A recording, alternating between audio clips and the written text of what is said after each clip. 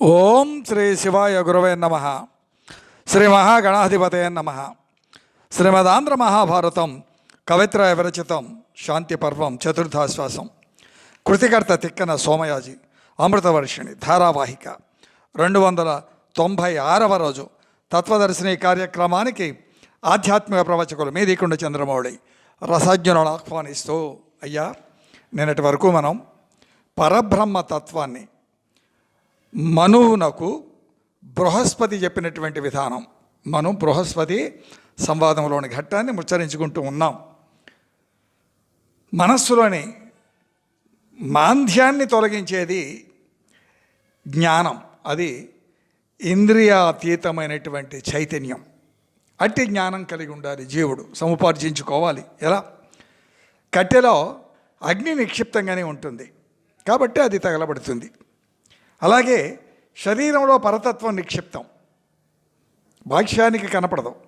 మరి దేహంలో వేడి ఉంటుంది, ఉష్ణం ఉంటుంది కదా, అది నిక్షిప్తమే కదా పరతత్వం. మన చూపులు వస్తువు యొక్క ముందు భాగాన్ని మాత్రమే చూడగలవు, వెనుక చూడలేదని మనం అనగలమా? మనం ఒకసారి దర్శించామంటే క్షుణ్ణంగా మనోవాక్కాయ కర్మల సాక్షిగా ఆ దృష్టి పెడితే అవగాహన అవుతుంది, అవగతమవుతుంది. అలాగే పరతత్వం మనస్సులోనే ఉంటుంది, అంటే మనలోనే ఉంటుంది. జ్ఞానం మానసిక ప్రక్రియ. త్రిపుటి అనబడే మనస్సు జ్ఞానానికి సంకేతం. ఇంతవరకు చెప్పుకుంటూ ఉన్నాం. నేడు స్వామిని నుతించే ఓ ప్రక్రియ అన్వాయితీగా స్వీయ రచనయ్య. వేద ప్రామాణికతల మూల సూక్ష్మ నిరూపణాతీత ఆదిదేవ వరద సహస్రాక్ష శాంతమూర్తి అభయ సిద్ధ దండధర పశుపతి మాతృభక్త భక్తమందార ముదమారను తింతు అభవా భవా భక్తిన్ ప్రస్తుతింతునా. యథాశక్తి స్వామిని నుతిస్తూ ఈ త్రిపుటి అనబడే మనస్సు 1, 2 బుద్ధి, 3 లోక జ్ఞానం, ఈ 3 తొలగాలి. అప్పుడు ఏమవుతుంది? నిర్గుణ బ్రహ్మతత్వాన్ని ఆవాహన చేసుకునడం, దర్శించగలగడం మనకి ప్రాప్తిస్తుంది. అప్పుడే సర్వవ్యాపి జ్ఞానమయ తత్వం, పరమేశ్వర స్వరూపం దర్శించగలుగుట ప్రాప్తి. దేన్ని దర్శించాలి అని అనుకున్నామో ఆ దర్శించగలిగే స్థితికి జీవుడు చేరుకోవాలి అంటే అది జ్ఞానంతో మాత్రమే. జ్ఞానం అంటే విశేషమైనటువంటి జ్ఞానం, వేద ప్రామాణికతలకు పోల్చదగినటువంటి జ్ఞానం. అంటే వేద ప్రామాణికతలచే నిరూపితమైనటువంటి జ్ఞానమే జ్ఞానం, అన్య జ్ఞానముల జ్ఞానములు కావు. అంటే బుద్ధి, లోకజ్ఞానం, మనస్సు, ఈ 3 తొలగి జీవ బ్రహ్మైక్య సాధనములో తాను నిర్గుణుడుగా మారితే ఆ నిర్గుణ తత్వోపాసన చేయగలిగినటువంటి స్థితి జీవునకు స్వామి యొక్క కరుణ చే లభిస్తుంది. కాబట్టి తత్వం ఎరిగినటువంటి వారు, పరబ్రహ్మ తత్వము ఎరిగినటువంటి వారు అని ఒకటి, మరొకటి పాంచభౌతిక తత్వము ఎరిగినటువంటి వారు. మనస్సును, బుద్ధిని, లోక జ్ఞానాన్ని, పరతత్వాన్ని, ఇతర తెలివిని కూడా, వీటన్నిటిని ఏం చేయాలి? పారమార్థిక జ్ఞానంతో తొలగించుకోవాలి. ఆపై పరతత్వం అప్పుడు అనుభవానికి అందితే అందవచ్చు. ఈ వివరణ మనువుకు బృహస్పతి వివరించారు. ఎంత లోతైన వివరణ! క్షుణ్ణంగా 1కి 2 సార్లు విని అవగాహన చేసుకునే ప్రయత్నం చేస్తే తప్ప వంట పట్టదు. దేనినే అహం బ్రహ్మోస్మి, నీలో బ్రహ్మ ఉంటాడు, నువ్వు పరబ్రహ్మం అయితే కాదు. చాలా పొరపాట్లు జరుగుతూ ఉన్నాయి. ఈ అహం బ్రహ్మోస్మి, నేనే దేవుణ్ణి, నేనే శివుణ్ణి, తప్పండి. ఆ స్థితికి జీవుడు వెళ్ళిన తర్వాత ఇక నేను అనేది మిగిలి ఉండదు. అప్పుడు నేనే దేవుణ్ణి ఏంటి? పరమాత్మయే పరమాత్మ, శివుడే శివుడు, రుద్రుడే రుద్రుడు, రాముడే రాముడు. అక్కడ నేను ఉండదు. నేను అంతరించినంత వరకు అహం భాషిస్తూనే ఉంటుంది. అహం తొలగాలి, అహం కరవకూడదు. అహంకరిస్తే అచ్యుతి, అహం తొలగితే చ్యుతి. అహంకరిస్తే చ్యుతి సీతారాం, అహం తొలగితే అచ్యుతి.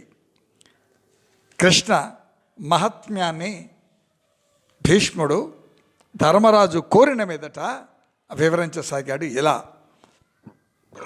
అమృతంబు అచ్యుతమలంబు అమేయమవ్యయంబు అనంతము వెలుగు యమాద్యముల నలవడిన చిత్తము శమాతి రేఖమున పొంద సంవేద్యమగున్. పరతత్వం గురించి కృష్ణ మహత్యంలో మనకి ఇక్కడ లభ్యమవుతూ ఉంది. అనుభవైక వైద్యం ఇది. భీష్ముడంతటి వాడు తాను అనుభవించి అర్హత కలిగినటువంటి వాళ్ళు.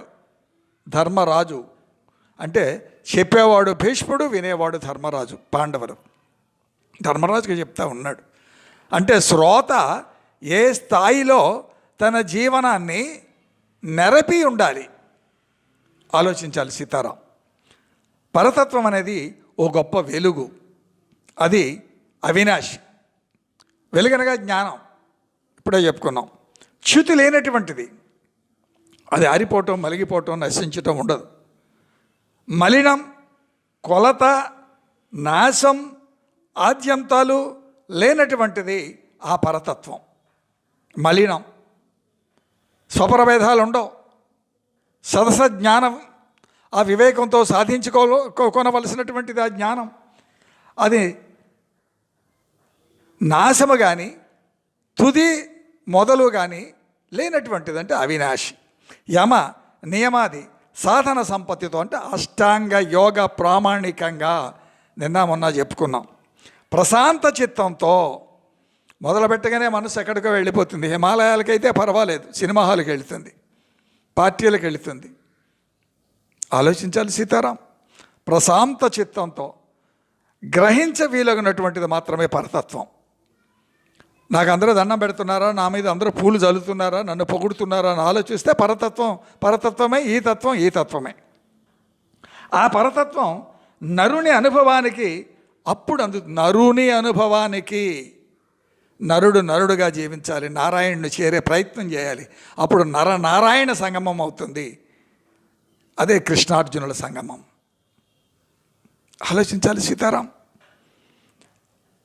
దేవగురువు ఇదంతా కూడా ఉపదేశించగా మనువు వింటా ఉన్నాడు.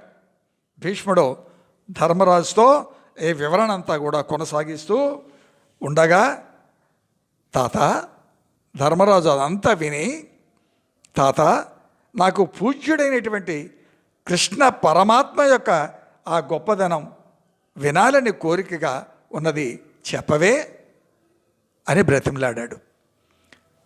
శ్రోత యొక్క స్థాయి, వక్త యొక్క, ఉపదేశకుని యొక్క స్థాయి ఎలా ఉండాలో, ఎలా ఉంటుందో ఇక్కడ మనకు ద్యోతకం అవుతుంది. అంత భీష్ముడు, నాయన నారదాది మహామునులు చెప్పగా విన్నానయ్యా, నేను నాకు మాత్రం ఏం తెలుసు, ఎంతో అంతో అనుభవించానేమో, దానినే నీకు ఆ విధానాన్నంతా కూడా చెప్తానయ్యా, జాగ్రత్తగా విను. నారదాది మహామునులు చెప్పగా విన్నాను. నారం దదాతి ఇది నారద, వరిష్టమైన జ్ఞానం కలిగినటువంటి వాడే నారదుడు. జ్ఞానం అనగా ఎవడనెత్తి మీద ఎలా చేతులు పెట్టాలి, ఎలా తప్పించుకోవాలి, పిట్టలతల కబుర్లు ఎలా చెప్పాలి, వేల కోట్ల రూపాయలు ఎలా కొల్లగొట్టాలి అనేది జ్ఞానం కాదండి. జ్ఞానం అనగా జ్ఞానం దదాతి ఇది నారద, వరిష్టమైనటువంటి జ్ఞానం, వేద సంహితమైనటువంటిది, పరతత్వాన్ని ఆకళింపు చేసుకోగలిగినటువంటిది, చేయించగలిగినటువంటిది. అప్పుడు యహపర భేదములు ఉండవు. అందుకే లోకా సమస్త సుఖినోభవంతో అంటాం. అందుట్లో మనం కూడా ఉంటాం. చెప్తా ఉన్నాడు, శ్రీకృష్ణుని యొక్క భక్తునిగా దర్శనమిస్తాడు భారతంలో భీష్ముడు. ఎందుకు? నిరంతరం ఆయన్నే జపిస్తూ ఉంటాడు. నేను చెప్తానయ్యా అని అనటం లేదు ఆయన. అవును నేను చెప్తాను, విను, నేనెవనండి ప్రవచనం చెప్పడానికి? స్వామి యొక్క కరుణ మేరకు ఆయన పలికించిన విధానంతో ఆ క్షణానికి ఆ బుద్ధికి ఏమి ఆయన అనుగ్రహిస్తాడో అది నేను మీ ముందు ఎంతో అంతో ఆయన మీద భారంతో శ్రమించి మీకు అందించే ఓ ప్రయత్నం. ఆగకుండా ఆ వచనామృతం మనకు లభిస్తుంది అంటే అది పరతత్వం యొక్క నిర్దేశిత లక్ష్యము కానిదే ఈ ప్రవచనం కొనసాగుతుందా? ఇంతకంటే నిదర్శనం ఏం కావాలి?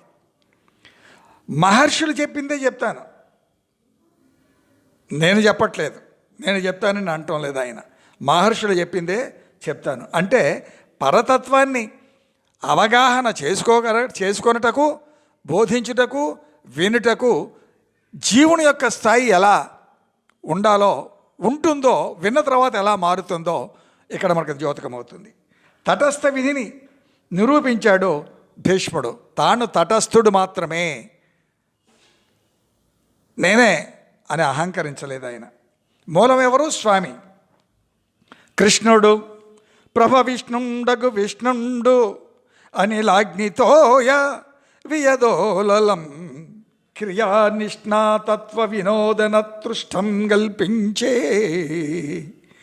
తనదు దివ్య విభూది.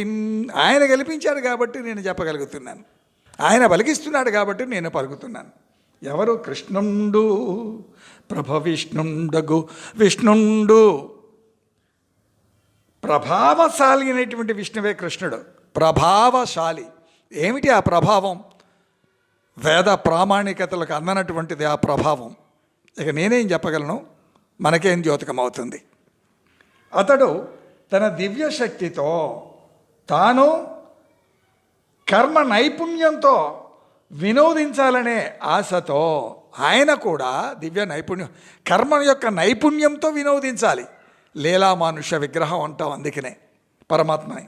ఆ ఆశయంతో ఈ సృష్టికి మూల పదార్థాలైనటువంటి పంచభూతాలను, గాలి, నిప్పు, నీరు, ఆకాశం, నేల అనేటువంటి వాటిని, వాటి యొక్క ధర్మాలను, వాటి యొక్క కలయికలను ప్రామాణికంగా అనుగ్రహించాడు అంటే కల్పించాడు. ఆపై నీటిపై శుభకరమైన పడకపై పవళించగా ఆయన ఆ శేషశాయి, ఆ ఒక్క పదానికి 10 నిమిషాలు పడుతుందండి శేషశయనం అని చెప్పడానికి. నాగం కోరికలకు ప్రతీక, పడగలు విప్పి ఉంటాయి తల మీద. అయినా ఆయన పరతత్వం కలిగినటువంటి వాడు కనుక పరాధీనుడు కాలేదు. కామక్రోధ లోభ మోహ మదమాశ్చర్యములకు అతీతుడు, అభవుడు, భవుడు, ఈశ్వరుడు.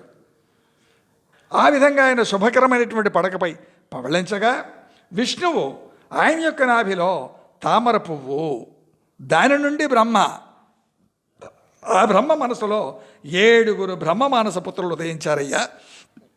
వారు వరుసగా మరీచి, అత్రి, అంగీరస, పులస్య, పులహ, క్రతువు, దక్షుడు. ఈ 7 బ్రహ్మ మానస పుత్రుడు. మరీచికి కశ్యప ప్రజాపతి జన్మించాడయ్యా. ఆ కశ్యపుని వలననే దేవతలు, రాక్షసులు, గరుడులు, నాగులు మొదలగు అనేక జాతులు సంభవించాయి, జనించాయి. ఆ కశ్యపునికే సూర్యుడు జనించగా అత్రికి చంద్రుడు జనించాడయ్యా. ఆ సూర్యచంద్రులు ఇరువురు క్షత్రియ వంశకర్తలయ్యారు. అంటే పాలనా వ్యవస్థకు, క్షాత్రమునకు క్షత్రియులు కదా, వారే ఈ భూమండలంపై శాఖోపశాఖలుగా క్షత్రియ వంశాలు వృద్ధి చెందాయి. రవివంశం, సూర్యవంశం, చంద్రవంశం. రామచంద్రమూర్తి సూర్యవంశం. శ్రీకృష్ణుడు తనకు కావలసిన వారితో వారికి సంభవించే యుద్ధాలను నిమిత్తమాత్రంగా గ్రహించి నిమిత్తమాత్రంగా నశింపజేస్తూ ఉంటాడు. కార్యకారణములకు బీజం ఎక్కడో పడుతుందని చెప్పుకున్నాం మనం. లీలా మానుష విగ్రహధారి ఆయన లీలలు వర్ణించతరమా? ఆ దేవదేవుడు శ్రీకృష్ణుడి రూపంతో పాటుగా బలరామ, మన్మథ, అనిరుద్ధ రూపాలన్నీ కూడా ఆయనే ధరించాడు. విశ్వాన్ని వినోదంగా భరిస్తూ ఉన్నాడయ్యా ఆయన. అవతరిస్తూ ఉంటాడు ఆ నిమిత్తంగానే. దీన్నే అంటారు యథాహి ధర్మస్య నిర్భవతి భారత అభ్యుర్ధానమధర్మస్యం తదాత్మానం సృజామ్యహం. ఎప్పుడైతే ధర్మ గ్లాని జరుగుతూ ఉంటుందో ఆయా సందర్భాల్లో నన్ను నేనే సృజించుకుంటాను. అందుకనే ఆయన అభవుడు భవుడు ఈనాటి ప్రార్థనలోని విశేష పదాలన్నీ కూడా ఈ నిమిత్తంగా స్వామి నాతో ఉటంకింపజేసినవే. ఈ కృష్ణుడు జగత్పతి, జగత్పాలనా మండలకు రసపట్టు పరతత్వమే. ఈయనను సామాన్యంగా చూచుట అజ్ఞానం. ఎవరి జ్ఞానం కొద్దీ వాళ్ళకి వైశిష్యం వైభవం అందుతూ ఉంటుంది, అంతే కదా. ఇప్పుడు స్వామిని తిరుపతి పెడతామండి, ప్రసాదం తీసుకుంటాం, లడ్డు అంటాం తప్ప ప్రసాదం అనం. ఆలయాలలో అన్నం ప్రసాదన, స్వామి అన్న ప్రసాద వితరణ. నేను చాలాసార్లు చెప్పాను ఈ పదాన్ని, ఎన్నోసార్లు గ్రూపుల్లో పెట్టాను. అన్నదానం అన్నదానం, అన్నం పరబ్రహ్మ స్వరూపం. దానం చేసే అంత స్తోమత నీకెక్కడిది, దానం పుచ్చుకునే అర్హత నాకెక్కడిది. ఆలోచించాలి సీతారాం. అన్న ప్రసాద వితరణ. కాబట్టి జ్ఞానం ఎలా ఉండాలి అంటే సమయములను ఎరిగి ప్రస్ఫుటమైనటువంటి పదములను మాత్రమే వాడగలిగి ఉండాలి. మిగతా విషయం రేపు ముచ్చరించుకుందామా మరి. స్వస్తి ప్రజాభ్య పరిపాలయంతాం న్యాయేన మార్గేణ మహిన్మహీష గోబ్రాహ్మణేభ్య స్వమస్తు నిత్యం లోకా సమస్త సుఖినో భవంతు. ఏతే సర్వం శ్రీ సీతారామచంద్ర చరణారవిందార్పణమస్తు. ఓం శాంతి శాంతి శాంతి. అయ్యా శివాజ్ఞగా శ్రీ వెంకటరామ నారాయణులకు సమర్పించబడుతున్నటువంటి ఈ కార్యక్రమాన్ని విన మనవి ఆదరించే ప్రార్థన. గడప లోపడకులం గడప దాడితే హిందువులం ధర్మో రక్షతి రక్షిత. ఆచరణతో ధర్మం రక్షించబడుతుంది, నినాదములతో కాదు సుమా. సీతారాం.